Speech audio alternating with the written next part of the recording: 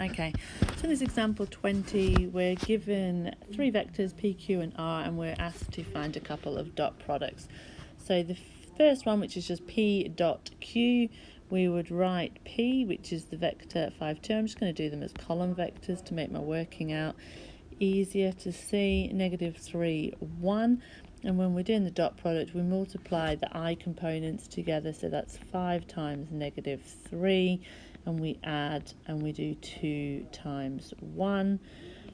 So we get -15 plus 2. So the dot product is -13. P dot R in the same way.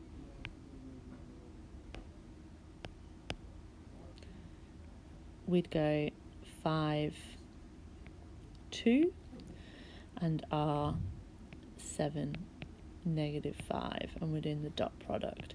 So we would go 5 times 7 is 35, and we would add, and 2 times -5 would go -10. So the dot product is 25. In the last question, we need to first of all work out what 2Q minus R is. So 2Q is 2 lots of that vector minus 7, like so. So we would have -6 minus 7. So we'd go -13 as our I component. And then 2 times 1, 2 plus 5 is 7.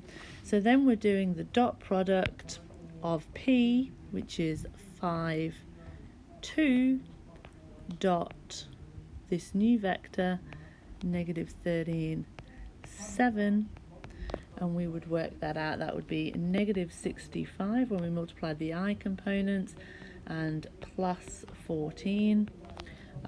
So we would get -51 as our dot product there.